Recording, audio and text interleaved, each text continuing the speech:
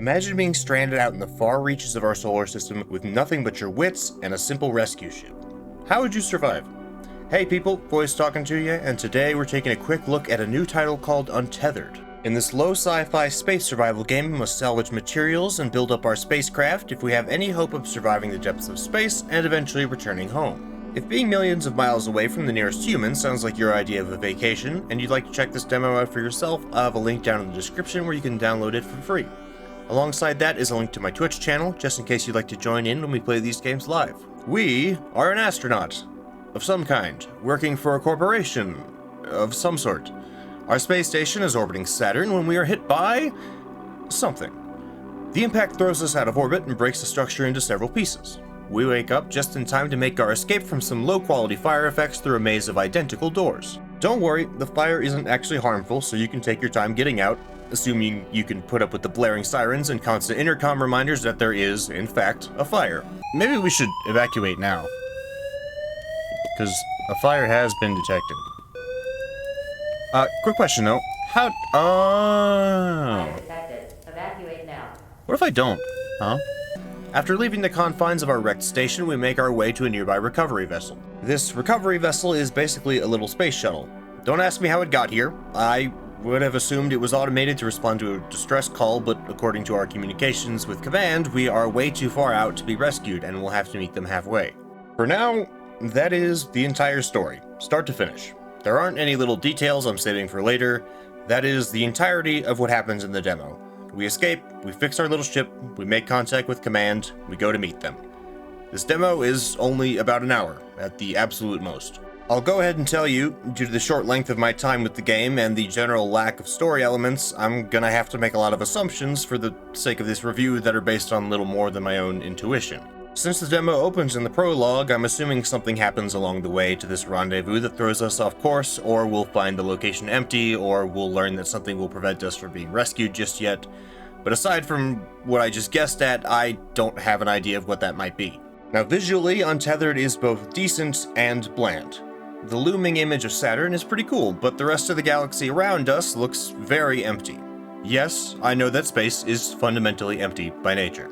But this is a video game, and without anything interesting to look at, all that black nothingness just becomes a boring backdrop. I doubt we're going to be landing on any planets in this title, so having such a boring view of space is a pretty big deal. I'd recommend the devs take a look at how games like Elite Dangerous or No Man's Sky decorate their deep space environments. The 3D space doesn't need to be nearly as big as that, I'm just suggesting to note how they make space into something worth staring at. The spaceship interiors are a little bit better, with some neat compartments and little switchboards here and there. The control panels and various interactive portions of the ships are pretty cool, and give really nice retro future vibes with big illuminated buttons and thocky switches. In fact, I'd say my favorite aspects of the game revolved around these little stylistic details, and I hope the devs double down on that. The rest of the ship looks like a very basic NASA shuttle on the outside, and kind of like an ugly tin can on the inside, so not great, really. The gameplay is solid, but also very rudimentary. If you've played any sort of raft-like, you know how this goes. We float out of our ship, grab some scrap, and then bring it back and use those materials to make stuff. There isn't any trick to gathering resources though, and the only things you really need to keep track of outside your ship is your oxygen and your mass. I'll assume you know how oxygen works and what happens if you run out, but mass will increase the more stuff you're carrying. I'm not sure how much your mass affects your movement before you exceed this threshold, but when you're past your weight limit, you'll lose control of your RCS system and be unable to move, leaving you floating. By the way, the entire game does seem to be in zero gravity, if that seems pretty interesting to you, but then again, we've seen that with Subnautica and Breathedge before, so it's not entirely new. Aside from suffocation, the only threat to our well-being out in space is starvation and dehydration, both of which are easily prevented by the respawning loot floating around our wrecked space station. There isn't even a health bar or a fuel meter to manage, so the complexity of the gameplay is very low overall. There really needs to be something more to worry about when we're out exploring other than just how full our bag and our air tank are. Hardspace Shipbreaker is my go-to example for low sci-fi dangers, and having to contend with damaged equipment, explosive decompression, high momentum impact, and other similar dangers could make this game significantly more interesting. Crafting and building are also very simple processes, and mostly involves turning base materials into intermediary resources, and no, we cannot craft from materials in storage, which is one of those quality of life details that devs overlook way too often. Construction is also pretty simple, and we can expand our spacecraft with little modules, place our workstations and labs into the walls. course, everything still has to be connected to the proper points, and there currently isn't any animation or sound for building things, but this is still an early demo, so that's fine. For now. If we want to craft anything more than the most basic stuff, we'll need research credits, which we can earn by building different labs. I think this is another interesting thematic choice, having to essentially earn what we need to survive from our own company by producing valuable data, and this could be a unique opportunity for the devs if they expand on that point.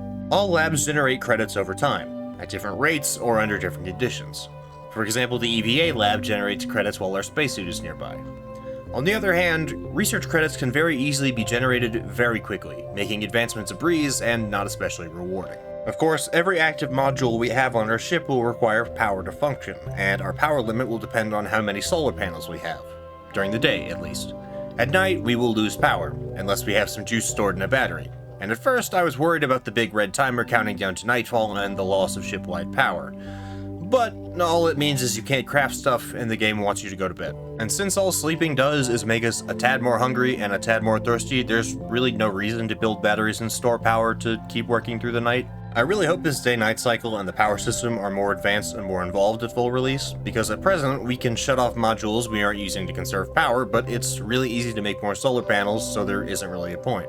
Perhaps certain environments could limit our access to sunlight, making batteries more important, or maybe our ship's oxygen production could be limited without power, forcing us to ration battery power and carefully manage our usage. I don't know, at present it just doesn't really feel like a survival situation, and certainly not a desperate one. I've suggested a lot of different ways to implement new mechanics and change up the gameplay here, and that's because the biggest issue with Untethered at the moment is its lack of depth.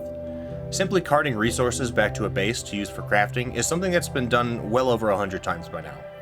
And the hour or so I spent doing it was about all I would want if that's all there is to it. I never felt particularly tense or compelled to advance or even succeed in this game, and there weren't really any consequences for making mistakes inside or outside my ship. In a survival game like this, if I build up too much momentum and slam into something, there should be consequences. If I don't properly cycle my airlock and open my ship to the vacuum, there should be consequences. In the absence of external threats, this game simply doesn't hold up very well. Space isn't much to look at, and all of the spacecraft look largely the same inside and out, so exploring isn't very interesting. To be fair, there wasn't very much to explore to begin with since the interiors of the space station are so tiny. And I get that that might be kind of realistic, but for a video game, it's also very boring. Now, I did like the interactivity and style of the UI, with the little dials and buttons and switches that react to power usage, storage, and other factors. Frankly, I think this game could even benefit from some more complicated control panels like these, allowing players to manually cycle their airlock and power up different sections of their ship. Right now, everything could be done with just one button, which leaves the rest of the panels as just decoration. In its current state, I have to say I'm not particularly impressed with Untethered. However, that does not mean the final version won't be any good. Judging by the current content, I'm assuming this game is still very early in development, so there's lots of room for improvement. The demo does accomplish the task of proving that the devs have what it takes to make a functional game, which is impressive enough in its own right. But I'd also say that's about all it does for the moment. For this game to stand out, it'll need a proper narrative, some complexity and depth to the gameplay, and a lot of love for the aspects of the game that make it unique.